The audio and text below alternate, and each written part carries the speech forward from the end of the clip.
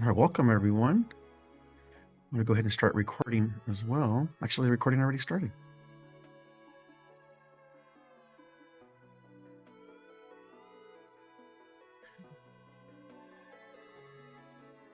All right, welcome everyone. It is 4 o'clock. My name is Chris Garcia. I want to welcome you to our parent series session tonight, known as Technology Addiction. I'm going to go ahead and stop the nostalgic music I have playing in the background. And there's a reason for that. You'll see it during our warm-ups of why I have that playing currently right now.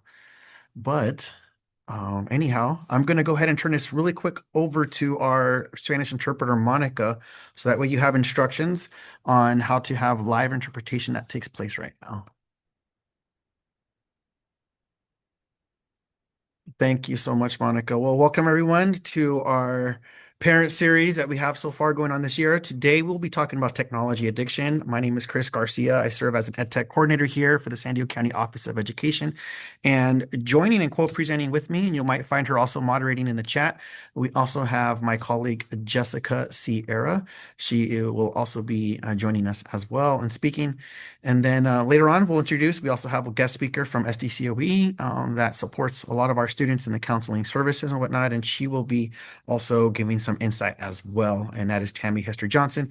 But you'll see a more formal introduction later on once we get a chance to see her. Just as a reminder, upcoming parent series, we have another one happening right after Thanksgiving, and that is entitled The Dark Side of Tech. It's a digital detox one. What we're going to be talking about for this one is pretty much talking about how to detox your life from tech and just give you some background information on the benefits of detoxing and some challenges and some things that you can do. Thankfully, here in San Diego, today's not the best day to highlight this, but typically we have some of the best weather in the entire world. I know it hasn't been like that since the weekend, but there's a lot of things to do outside, especially during the winter holidays. So we're going to be giving you some ideas for that as well.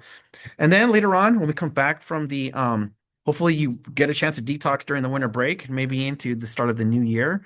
But we also have a parent series at the end of January talking about understanding cyber envy, and we'll be unpacking that as well. So make sure you register for those as if you haven't had an opportunity. And Miss Sierra put the link also for upcoming sessions as well. All right. So here is the agenda that we're going to be focusing on today. So we're going to talk a little bit about a short history of tech use in families and kind of the evolution of what's happened with technology. And we'll kind of be sharing a little bit about that and where it's happened, where it's taken a turn and whatnot. And we're going to be also talking about current research on technology addiction versus problematic use. And then we're also going to be sharing a bit about what schools are seeing and how it connects to home habits as well. And then this is our favorite part about it because, of course, we're identifying some of the challenges and issues, but we want to release you all with some practical family strategies for balance and give you some resources and some next steps as well. But before we start, we're going to actually play a quick little game. And we're only going to do like the first minute. It is 10 minutes, so you can probably find this on YouTube. And if you are not a 90s kid, hopefully there are different names for different of these games that we're going to look at. But please share just the names of these activities in the chat. Just write it down. You will have a few minutes to write it down. So I can't wait to hear what kind of nostalgia hits all of you when we look at this. One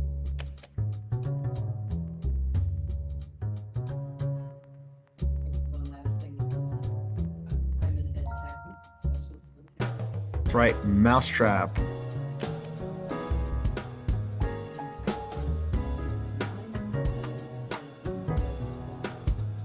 What, this one? The PS1. That's right, PlayStation. Okay, this one's going to have two names. Depends if you're a 90s child, a 70s child, or an 80s child. Skip it. All right. This one I didn't know. I didn't know what this one was. Polly Pocket. That's the first. But no, I know what you're talking about though. Okay, this is the last one.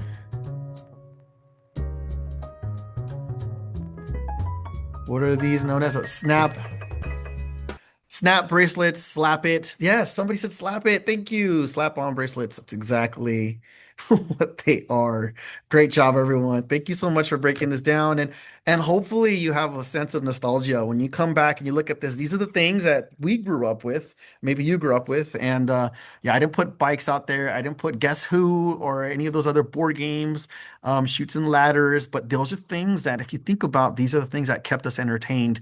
And I know my director, Dr. Gallegos, always brings up that you knew your friends were when you would see bikes outside the house. And you knew, especially at this time of the year, when the lights turned on in the street lights, that's when it was time to go home. And that's basically, we were told, like, do not come back home until the lights turn on outside.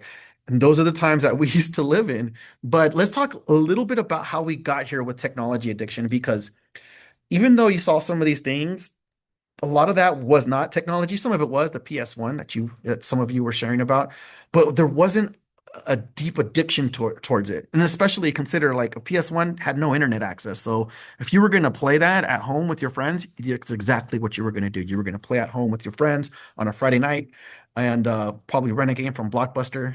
And here we go, dating ourselves again. But remember how fun those times felt. But what we really saw, and the history actually started around 2007 when the smartphone entered mainstream era. And you see a phone here of the original iPhone 1.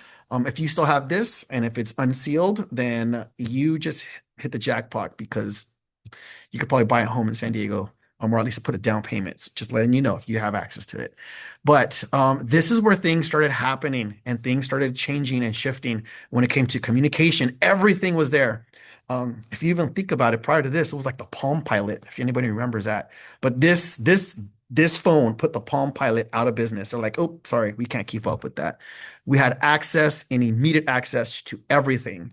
And it was a phone that did everything we needed to do. And after that, and we'll dive a lot deeper. I'm not going to dive into this, but just as a timeline. But in 2016, about 9 years later, there was this craze like, wait a second, we are starting to notice trends of a technology addiction taking place.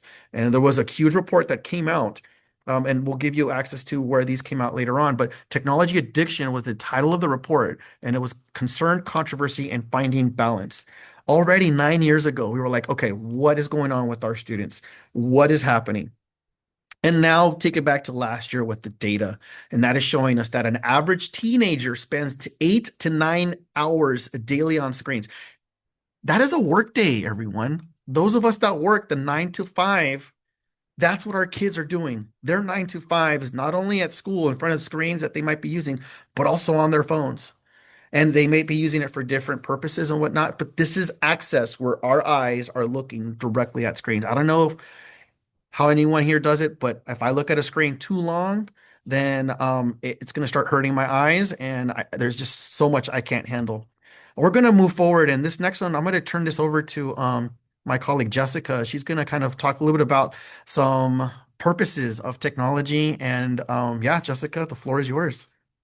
Thanks, Chris. Yeah, so before we get started on a lot of this research, I just wanted to pull up the fact that, it's not kids today aren't like different than kids before.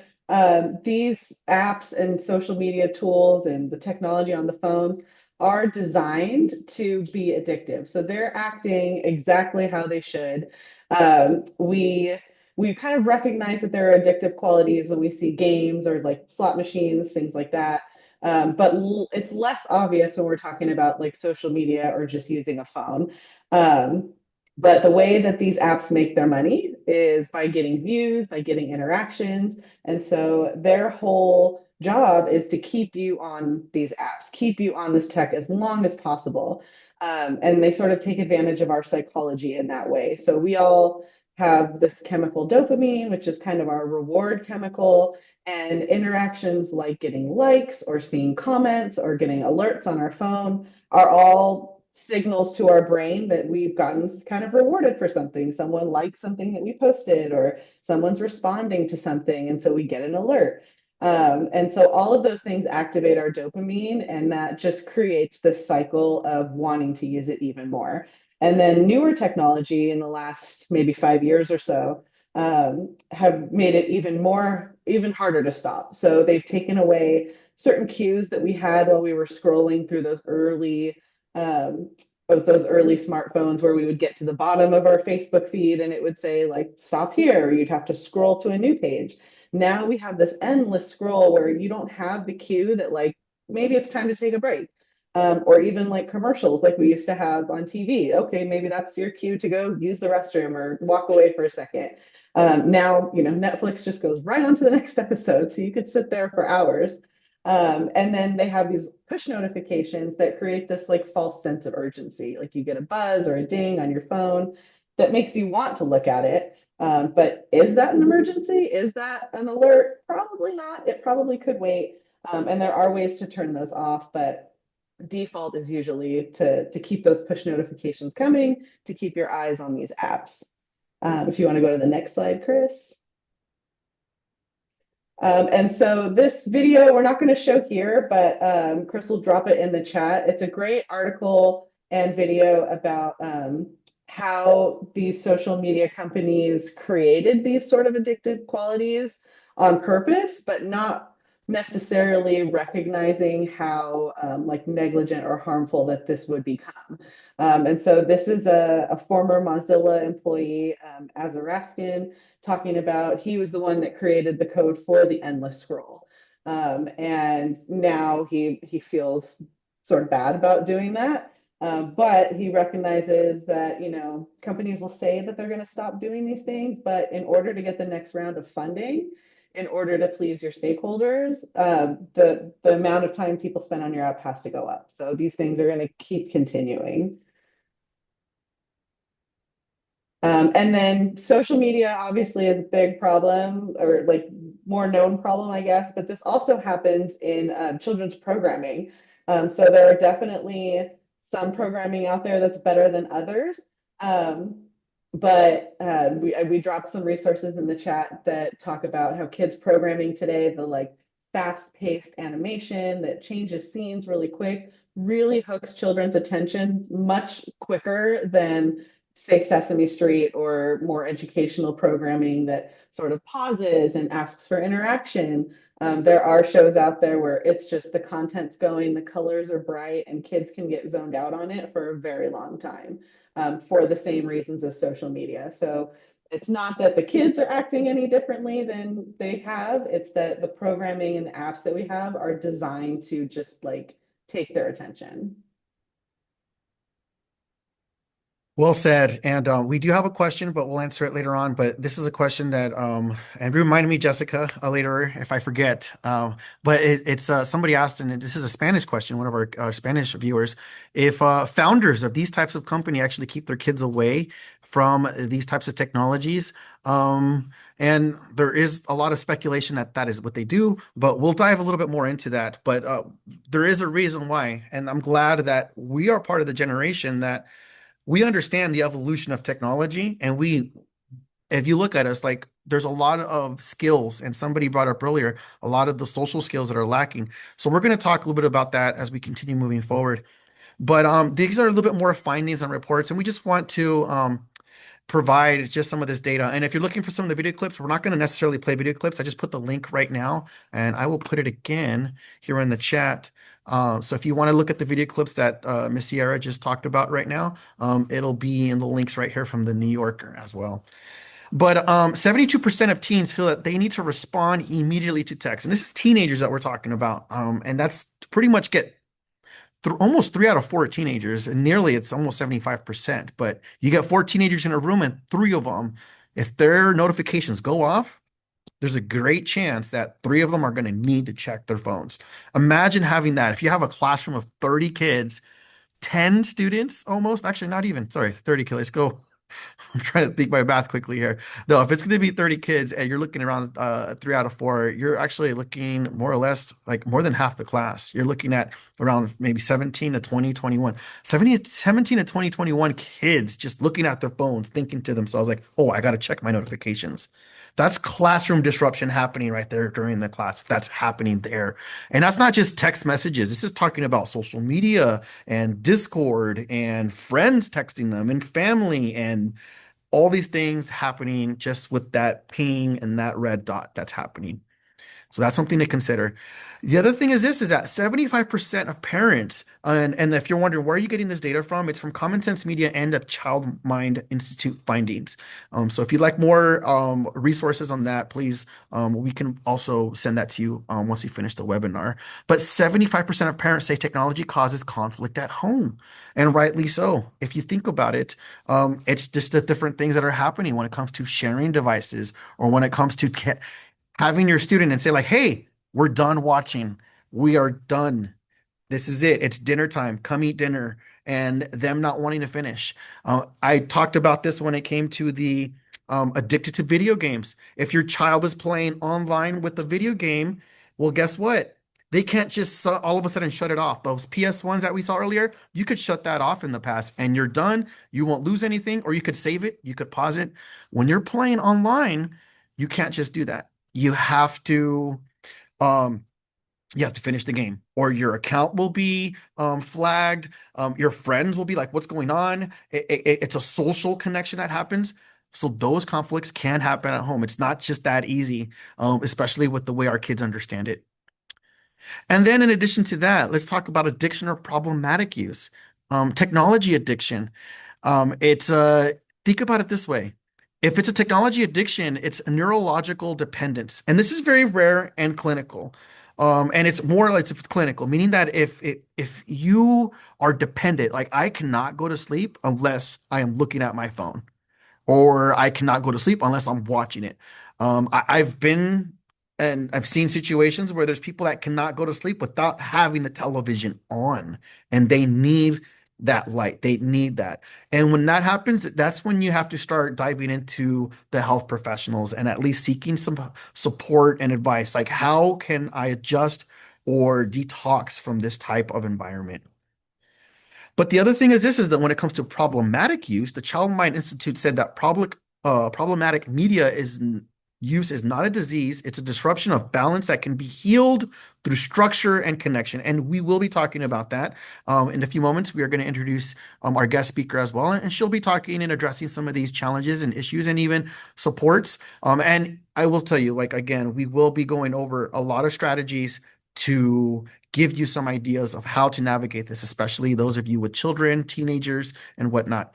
But that leads me to this next part right here. And actually, we're going to introduce our guest speaker, who is Tammy Johnson. She is the Child and Family Success Coordinator here at the San Diego County Office of Education. However, I'm also going to say that I had the opportunity of working with Tammy at a previous district where I had the opportunity of seeing her interactions, supporting our school counselors across our school sites.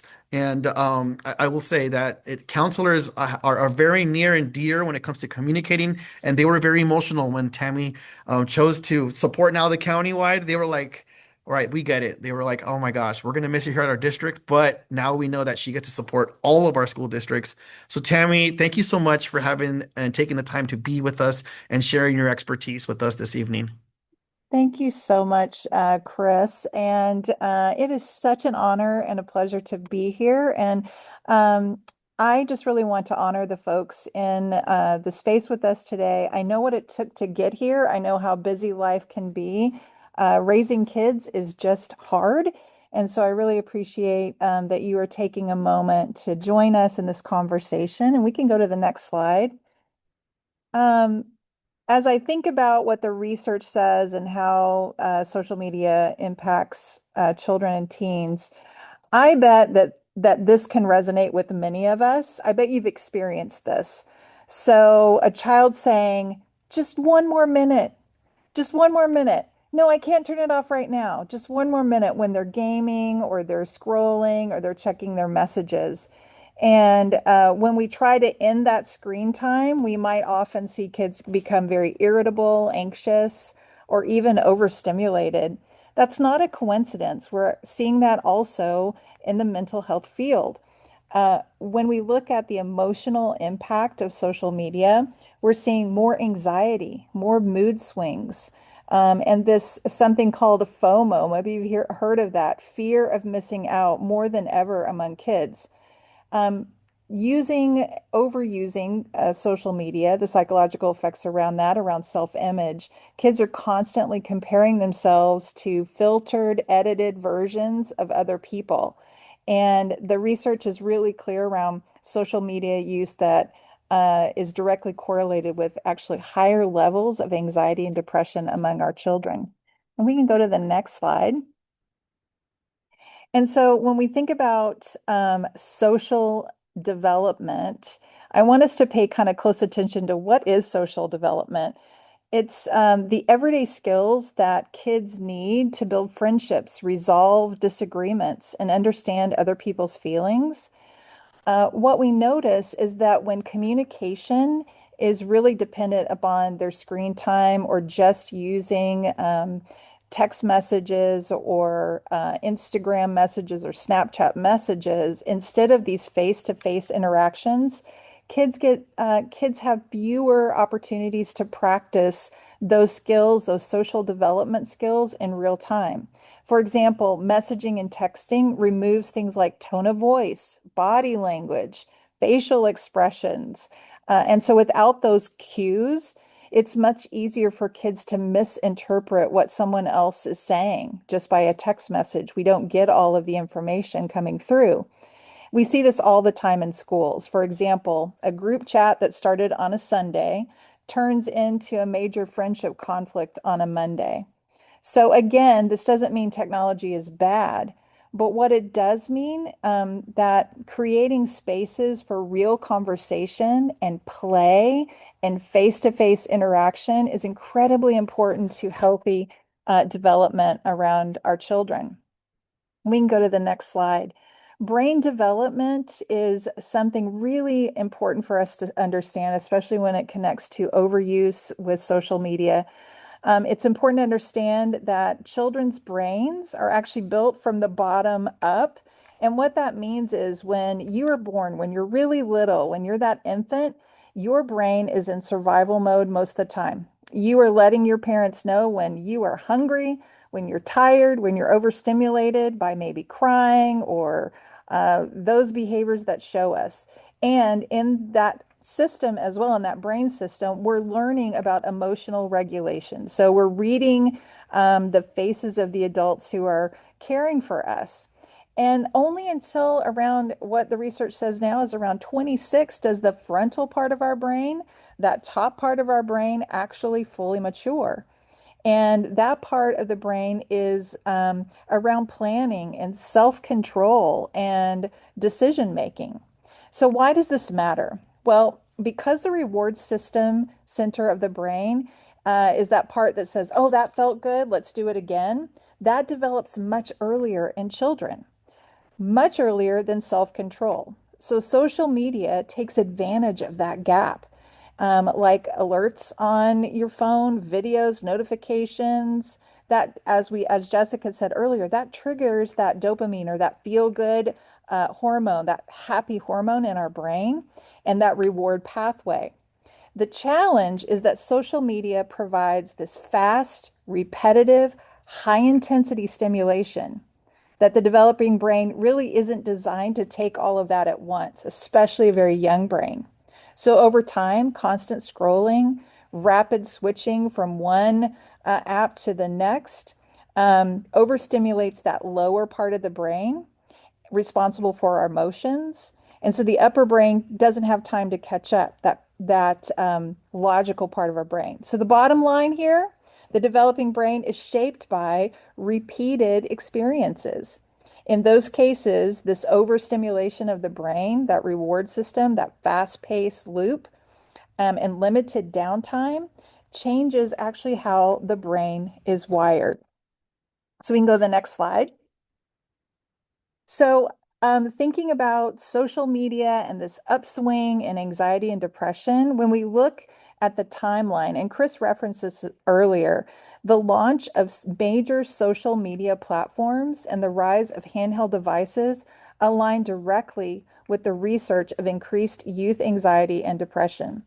The CDC reported between 2019 and 2023, that time, the feelings of persistent sadness reported by teenagers reached the highest level that had ever actually been recorded and studied. So again, we can't blame technology. We only, technology is not the enemy here, but it's about recognizing patterns. Those traditional high risk behaviors that we used to see in the 80s and early 90s, things like alcohol use, tobacco use, drug use, and early sexual activity, those things are actually on the decline among youth. But what's on the upswing?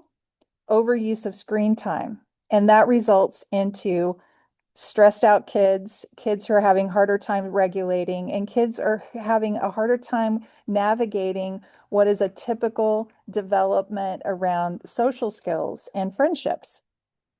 We can go to the next slide. And so there's also this direct correlation to one of the most interesting findings in research is that parent tech habits can also predict children's behavior patterns. In 2022 and 2023, some researchers looked at adults who were frequently scrolling and they looked at their child's behavior. And children showed more tantrums, attention-seeking behavior, and dysregulated behavior because the children were competing for the connection with their parent, competing with the device. And I know in my own life, I have 3 children, and I know that this has happened where my kids have been talking to me and I've been kind of distracted with my social media or I've been distracted with my phone, and they're like, "Are you listening?" And they say something to me. I'm like, "Uh-huh, uh-huh." Yeah. And they're like, "You're not listening to me at all." And so my kids have called me out on that. So this isn't really about judgment, it's about becoming aware. Kids learn by watching us, and they learn by the people who take care of them. And therefore, kids learn tech balance when we model a good balance between technology and connection with our children. And we go to the next slide. This slide is really about something called solo scrolling. And so an emerging area of research is related to the solo scrolling, which means there are long stretches of time on TikTok or Instagram or YouTube shorts or gaming where children are in isolation looking at their social media.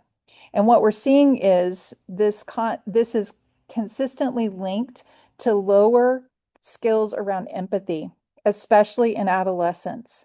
When kids spend more time consuming content alone and less time interacting with real people, they miss those opportunities again to read other people's emotion, understand perspectives, and respond to social clues. So, as we've referenced before, Common Sense Media has highlighted this trend for many years, and they noticed in their research that teens who spend more time with screens and less time with peers have lower what we call emotional attunement. They have lower abilities to notice how someone else is feeling, and they have lower abilities to respond in a supportive way. So, from a school mental health lens, we're seeing this show up in difficulty navigating friendship problems, um, also misreading different tones of voice and responding impulsively and showing up when emotions are running really high. Empathy is something that we often say is built, it's not born. And kids develop empathy through thousands of moments of these small interactions with people. And so our next slide is about what we're seeing in schools. In schools, there's some real impact that we see in overuse of social media. Students come to school tired, emotionally fragile, and have trouble regulating their emotions. Teachers often describe kids having big emotions, big emotional reactions to things that are actually pretty small. And then kids report feeling very overwhelmed. The other thing that I think is really important for us to understand, as Chris referenced, this distractibility, kids becoming very distracted, not because kids don't care about learning or participating in school, but their brains have gotten used to, if we're overusing social media, the fast switching and the constant stimulation and the on-demand entertainment. And so academic tasks seem pretty slow. They need to speed up in order for the brain to kind of feel the stimulus that they're getting through their social media apps. And frankly, our brains can't multitask. As much as we wish they could, they can't.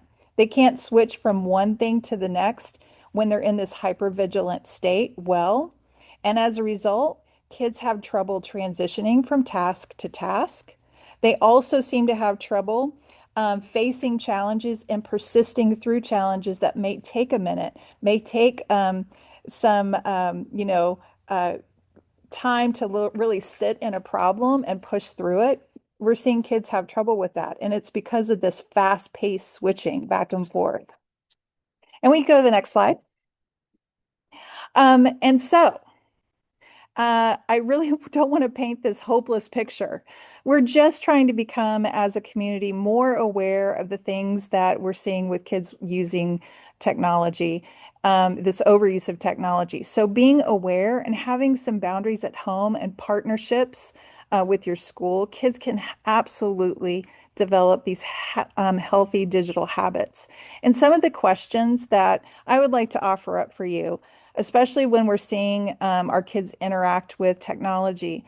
Um, be ready to ask them and get really curious and even a little playful. Like, what are apps that your friends are using right now? What's your favorite TikTok or Instagram on Instagram? Is there any is anything feeling confusing or has anything been stressful that you've seen online? And who do you go to if there's something that's feeling kind of weird to you?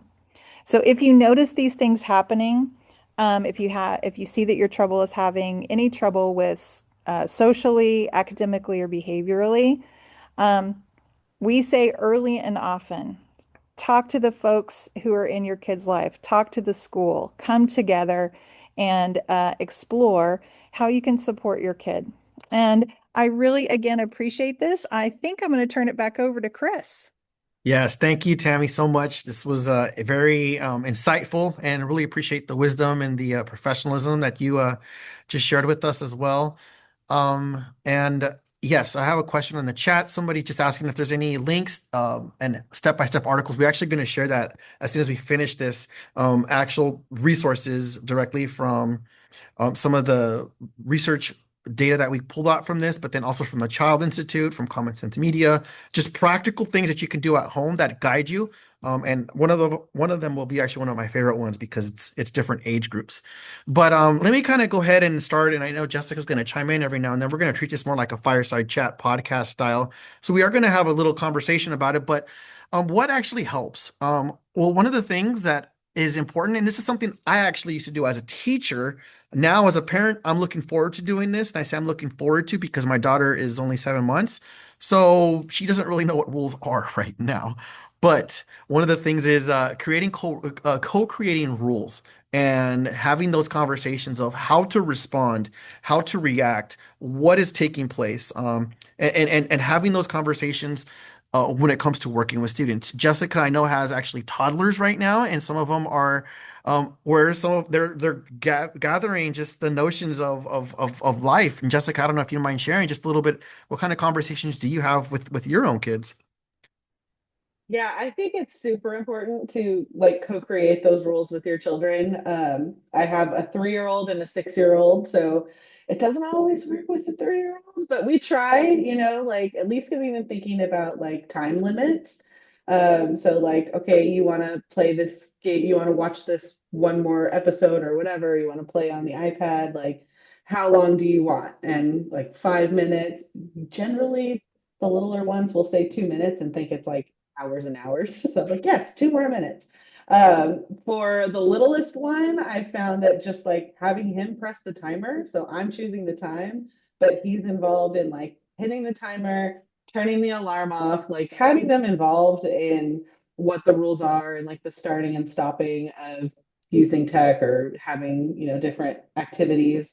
And then talking to them about why. So by the time, my daughter was 5, we could talk about like, how do you feel when you're just sitting on your iPad? Like, yeah, you kind of like your legs fall asleep. Like maybe we should get up and move. So having them start to think about why these rules exist um, doesn't stop the battles completely, but it helps a little bit. You can reference those conversations you already had. Thank you, Jessica. And then the other one that we wanted to bring up is just device-free zones. Have maybe specific parts of your home that will not have any devices at all. Like, hey, you know what? We are going to be hands off. When we talk about the dark side of tech, that is literally going to be talking about what kind of technology should you be using at night and maybe should not be using. And we'll be going some scientific research when it comes to blue light and the impacts of just our brains and whatnot. But at that time, I will be co-presenting with my director, Dr. Gallegos, and but I'll give you a little tidbit right now. But one of the things that she brought up once was how like it just everyone puts their device specifically in one spot. There are no phones in your bedroom, and we might be thinking like, wait a second, well, what if I need it? But one of those things that we were having a conversation was like, hey, wait, before cell phones came about, everyone had a landline, and usually the phone was located in the kitchen. We all survived. We were just fine. And I mean, I think the only luxury you had is depending on how long your phone cord used to be to see how long you could take that if you wanted to go chat somewhere else. But we'll talk more about how that looks like when you go to in a couple weeks. But having a device-free zone, just like, hey, you know what? There are certain things that we're not going to do. Even start at the dinner table, just very simple. That's the simplest thing you can do. Like, hey, you know what? We're not going to have phones at the dinner table. We're going to talk. We're going to, might be awkward the first few times, but just power through and come up with those questions. We're giving you those questions and we'll put them in the chat again. Just having those conversations at the dinner table and whatnot. This next one right here, and that's modeling balance as well, and showcasing, okay, can I be present? And I'm going to invite Jessica to kind of also share again in a moment here.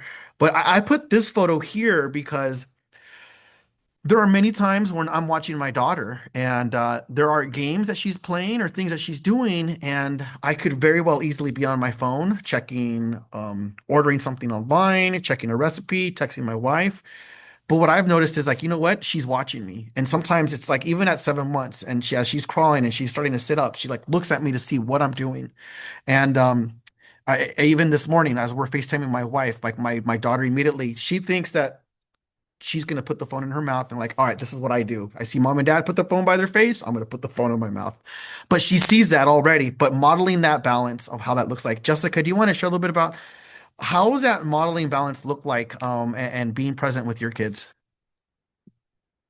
Yeah, so I was sharing with Chris when we started this, I didn't think I was like guilty of too much social media scrolling because I'm really not that big on like social media, but definitely had moments like what Tammy said where they're like, Mom, Mom, Mom, and I'm like, yeah, yeah, yeah, and then I'm like, okay, I'm not paying attention. But in my mind, it's because I'm ordering their groceries, I'm answering work emails, I'm like emailing back teachers or planning their next activity thing and responding to group chats. So it doesn't feel like I'm just sitting on the couch endlessly scrolling social media. But they don't know that. All they know is that the economy of attention is now on my phone and not on them. And so I kind of had to check myself and like, do I need to do all this right now in this small window that I have with them between school and bedtime? And think about my own balance and kind of like make some time where I'm putting it away in my device free zone. I'm in my device free zone with my kids because I don't want 10 years down the line when they're in middle school to treat me like, what are you doing? What are you doing? And they're like ignoring me on their phone. So yeah, just considering, what you're doing on your devices. And sometimes we may need those purposeful times of scheduling unplugged windows. Like, hey, there's going to be moments where we are not going to be using our cell phones or whatnot. I know of families that at times what they'll do is they'll actually turn off all their phones on Friday night at 6 p.m. and no one's allowed to turn it back on until 6 p.m. the following day. And usually one of the parents will keep their phones on just for emergencies or whatnot. But this is a time where we're going to be present. It's a time where we're going to detox ourselves from screen time. But scheduling unplugged windows, I mean, there are features, and that is something that's probably for another webinar, or you could look it up. But there are features where you could actually set time limits on your phone where the applications do get locked, where certain parts of the phone do get locked, and all you have access to is just making a phone call, and that's it. Even the text messaging, everything else is locked, and parents can do that with parental controls and whatnot. Again, that's another time for another webinar or research that you might be curious about or whatnot. But scheduling these windows are extremely important for you and for your family. Another thing to talk about is shared tech use. Watch or play together with devices in common areas. I will share that our first family computer wasn't until 1999. And when we bought it in the winter of 1999, it was around January and February. A lot of you will probably remember this. It was interesting. We got a Hewlett Packard at the Price Club. That's right. Before Costco was Price Club. And when we bought it there, it said Y2K compliant. So meaning that it wasn't going to shut down after the clock struck midnight, 1999. But we had that in our living room, and everybody had access to the computer. And the only thing that we would use on there a lot was Encyclopedia Britannica. And I always wanted to upgrade every single time we would get the new CD-ROM. But it was one of those places. And the same thing with my PS1. It was always like, hey, I am going to play that in the living room. But those are things that, if you think about it, that created boundaries, that created accountability, that created moments where people and families and my parents, they got to see what I was doing online because they were there. My little brother and sister were there, and it's one of those opportunities. Jessica, do you want to share a little bit about like what do you do as far as common areas or specific things with your kids when it comes to like shared tech opportunities? Yeah, so one thing I've taken out of some of the research we've been reading is this idea of like having routines and rituals around your tech use. And so, like, a routine might be that every day you come home, you leave your phone in like a phone bucket or something where people are putting things aside, or no phones at the dinner table might be your routine. But then what's almost as important is having rituals around your tech use too. So maybe every Friday night is your family gaming night, and you all get on a Nintendo Switch and you're playing games together, or you're doing a movie night with pizza. And so you can kind of model what's a healthy and communal use of technology where everybody's benefiting and it doesn't have to be this divisive thing. And then also modeling like when are appropriate times to use it and when are appropriate times to unplug. Thank you for that. And we are going to some of the prompts that we brought up earlier was very simple, and we'll go ahead and put that right here in the chat. And that is going to be, I'm gonna go ahead and give me a second here. I'm trying to multitask. See, it doesn't work. But family discussion prompts, again, I told you, and I thank you. My director just put this right here. If you see that, it says one rule was never phones at restaurants. And if you're like, if that's your rule, then what you're like, well, what are we going to do then? We're going to have a conversation. How does technology help our family connect? And when does it get in the way? Just having those opportunities. What's one tech-free activity we can try this week? And those of you that, I mean, we are approaching a time of year where we will see a lot of family, depending on the days or times or whatnot. If you're going to have a tamalera or whatever, that's like we are going to have moments to talk to family and people, and these are good prompts and discussions to have, even on picking up your kids from school or whatnot.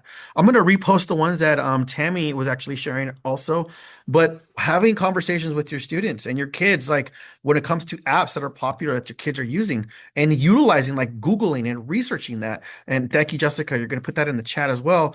And just having these honest conversations. And it has anything online felt confusing or stressful lately?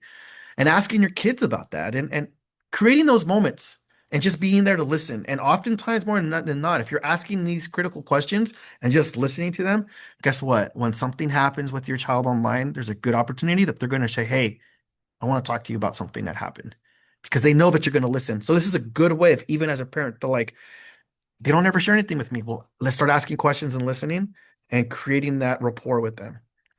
So before we open it up or take any questions, again, if you do have a question, please go ahead and put it in the chat and we will try to answer it. But again, just to kind of recap some key takeaways, it's more about balance rather than bans and saying like, hey, we are not doing this at all. Like, no, let's create a proper balance. And I thought this one was very convicting. I will say I got very convicted of this as soon as my daughter was born, and that is model the behavior you hope to see. And that is something that I consistently am thinking about on the daily basis as a parent. And again, I'm not trying to convict anyone here of their parenting skills. I myself, I'm convicted of my own parenting skills and when and how I'm using my phone. And then also schools and families, it's a shared responsibility. So communicate with your teachers, communicate with the school counselors and school administrators. Ask them what policies they have in place for cell phone use. Support and go to town hall meetings, go to school site council meetings, PTA meetings, and get involved and say, like, how can we as a community come together to support our schools and our students? Because more than likely, there's probably several families that probably share the same values and ideas, and even when it comes to boundaries of technology that you probably share, and it could have a huge impact. And lastly, but like I said earlier, connection is the best prevention. Start asking questions to your students, ask questions to your kids, and just connecting with them as far as with those prompts that we have. Again, you don't know what questions to ask, you can use the ones that we just dropped in the chat. And yes, Milan, the slides will be available for download, and you can have access to the slides as well. And there actually will be, if you actually go to our parent educating calendar, it'll be actually on there as well. But we are also going to put some more resources as well. And that is going to be some from the Family Tech Resources, American Academy of Pediatrics, and then also Common Sense Media. Um, the American Academy of Pediatrics, it derives from the healthychildren.org. There are resources when it comes to supporting you with the media aspect of it. But what I also wanted to share also is the Common Sense Media one. When you click on that link, you're going to see there's resources specifically for your students that are in the primary ages 2 to 8, more in the middle school age a little bit, with the 9 to 12 or upper elementary, as we'd like to look at it as well. And then, of course, middle school and high school when it comes to, and these are technology planners. They're actually planners that will guide you of like, and have they'll have discussion prompts. They'll have even just fill in the blank type of planners and even scaffolding for your and templates, I should say, for your families and guides. So those of you that are asking for like direct resources, this is a great one for that. I did see some other questions of people that were asking about specific applications that we'll talk about. We actually have, make sure you register for all of our parent series this upcoming March. We will be talking about apps that are popular, which apps we should probably use, and apps that we should probably stay away from. And we're not revealing that exactly right now because, as you all know, technology changes. The trends change from night and day. Who would have ever thought the numbers 6 and 7 would be unifying our world and just making an impact across the entire, like, pretty much planet? I mean, it's bringing people together, and it's so funny I say that because right now we have 68 participants. I'm so glad we don't have 67 participants because that joke would have gone a lot further than that. All right. Um, but again, just to remind you, parent series sessions, we will be talking about the dark side of tech. We'll be focusing on digital detox. We are going to give you ideas of things to do with your family outdoors for this next parent series. I'll be joined by my colleague Carrie Lane for this one, as well as we will also have some input from our director, Dr. Gallegos, regarding the ideas that come behind the dark side of tech and digital detox. And then later on, we'll be talking about cyber envy, a lot of comparison. We kind of addressed a little bit today with FOMO, fear of missing out, and just challenges that kind of happen. And the reality is that cyber envy can actually happen to all of us, especially when we're scrolling online. Yes, and some people are asking about the recordings that will be available. There are earlier our director posted the videos and slides, and I will repost that right here for everyone to see. If you bookmark this link that I just posted, it will take you directly to our page. And actually, what I will do is this. I'm going to share that slide very quickly here, so that way you all have an opportunity of seeing what that looks like. So if you go to our EdTech, and this is the link that I just posted here, you'll see, for example, the first session we did was AI date fakes, and what are they? The YouTube's video webinar is right here, and then the slides are also there available. Because you all are here today, Technology Addiction, the video is not out yet because guess what? We are recording it as we speak, but the slides are available. So those of you that are looking for where are the slides, they're already available in Aloud. So yes, if you have any questions, please do me a favor. Go ahead and put that in the chat. I know I see some hands up, but If you're able to put it in the chat, that would be great. And then, Tammy, do you have a few moments to answer any questions by chance? Okay, great. I'll And also then, add, I know there's a lot of questions about like how do you weave in apps and games and things. Common Sense Media, the link Chris shared had the family tech planners, but they also just have like a search function for movies, games, apps, all kinds of things, where you can check, and it's very like unbiased. It just kind of gives you the details of like what might be in there. That way you can make the decision for your family for yourself. I use it all the time for movies because I have found 1985 PG movies are not the same as 2025 PG movies. So that has saved me some difficult conversations with my little ones. But they also have games and apps, social media, and all that as well. we do have a question. Gloria, I gave you the opportunity to share. If you Yeah, wanted to, yeah, go for it. thank you so much. This is incredibly helpful. I'm a mom, I'm an educator. I've done education policy and digital equity work for 25 years. So this is super important and super helpful. So my question really is a perspective from both of you. I have a 12 and a 14-year-old son. Um, I think if you could speak to kind of the adult responsibility component, it would be really helpful because I often um, I often come to this place where because I do education work, where parents, adults have often kind of abdicated their, like, actually their adultness in relationship to technology. Oftentimes, I don't know any 5-year-old or 12-year-old who has the money to pay for an iPhone themselves. So but somehow like adults have abdicated the responsibility of, like, why would you give a 5-year-old a laptop or a tablet or a phone to an 8-year-old? Could you speak? I know there's research on this. Um, could you speak about sort of that mindset and how adults now see their sense of responsibility and setting limits in a different way, both in terms of paying for devices, but also in setting kind of the really healthy parameters that you are highlighting here? I would love your perspective on that. Thank you, Gloria. And we have actually our director, Dr. Gallegos, has her hand up. I don't know if you have a question or if you wanted to actually take that as an answer as well. Welcome, Dr. Gallegos. Hi, everybody. So I can answer this because my daughters are now adults. So I went through this with when they were teenagers. So I could tell you a little bit about it. The first thing that happened, so my daughters are 22.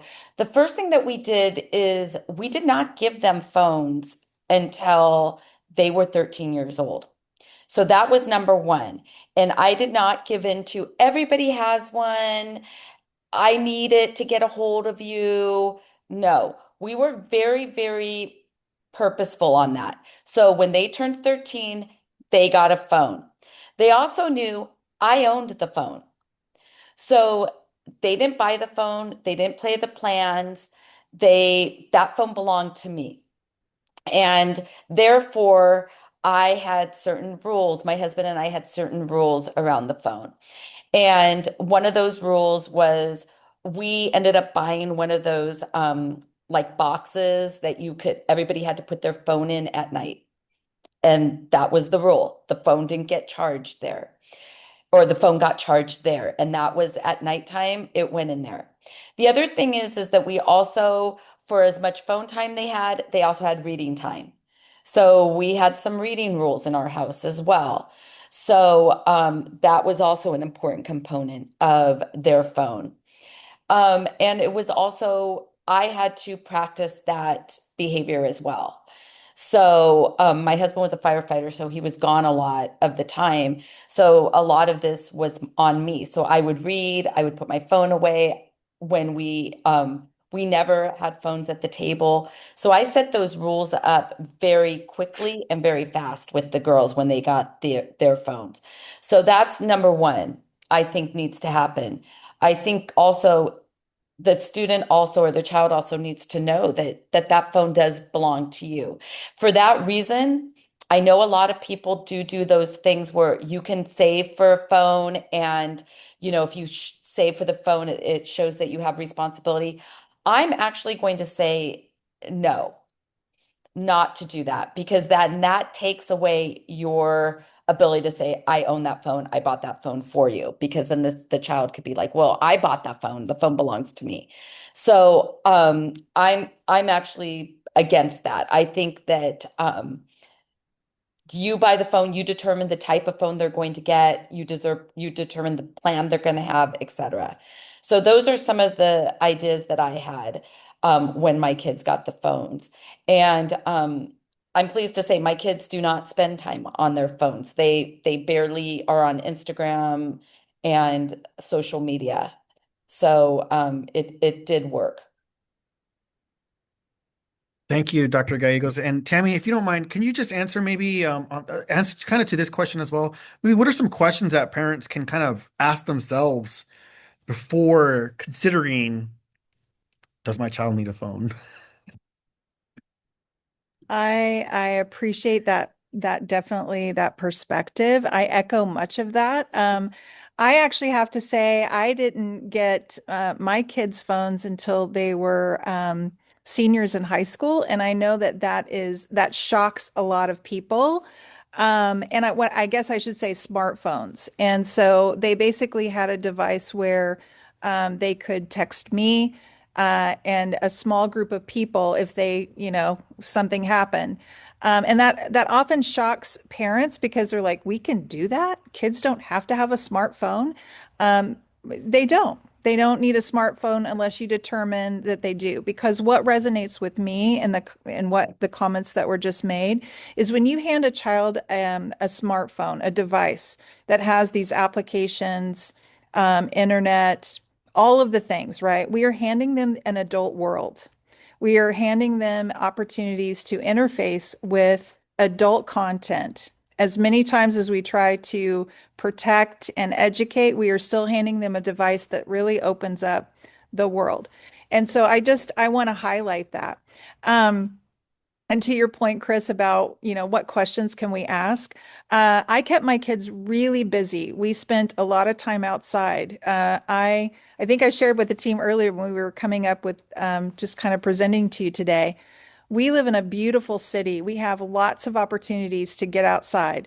My goal in life was to make sure my kids were exhausted by bedtime. Now, that was a challenge sometimes because I was exhausted too. But the reward I'm seeing live out, my kids now are young adults, and they will often say things like, "Ugh, I'm feeling a little bit like anxious or dysregulated. I've spent too much time with my technology." And that can mean either with work or with their phone or whatever, but just being able to recognize that. So I think what Chris, you were asking is what can we do? What questions can we ask? Have those conversations early and often. Don't be afraid to kind of recognize, hey, I'm just kind of noticing this. You spent a lot of time, especially if you have given your children devices and they're a little bit older. I've noticed this. And have those conversations. But I would also say get curious and playful. Um, when don't do it at the time when you're exhausted and when you're already kind of frustrated with them. Do it at a time when you have the opportunity to just get curious, like those questions earlier, like what are you searching online? What are some of the things? One of the other things that I did with one of my kids because she was a senior in high school and she got a smartphone and she wanted an Instagram account. And I said, okay, I'll be on the account with you. And to be honest, I almost by the end of the year, I was really tired of seeing pig, like mini pig content, teacup pigs, kitty cat videos, all the things. But because I was on the same account with her, it was playful. We would talk about it. It was like, hey, I saw that little post, the other day or whatever. So really not being afraid to engage. I think there is some hesitation because, it's hard sometimes to talk to kids, especially in that preteen and teen years. And I call them little porcupines. They get a little prickly about things. And it's harder to kind of love on them because they're all prickly. And what I want to acknowledge is that is actually normal and expected development. We want our kids to be independent. We want them to be confident. However, when they get a little prickly, hug just a little bit deeper. Don't be afraid of those porcupine quills. When you hug them and you come really close to those kids when they're having these challenging times around just growing up, those quills will soften and that will circle back around to you when they get older, I promise. And so I hope that that helped answer some of these kinds of things that are resonating with us today. Thank you so much, Tammy. And I want to thank everyone for joining us this evening. It is 5 o'clock, so we will be finishing now. But again, don't forget to register for our next one before the year's out on December 2nd, where we will dive deeper into what you can do to detox your family from a lot of these things that we have in technology. So thank you, everyone. Have a great evening, and we will talk to you all later. Take care. Bye-bye, everyone.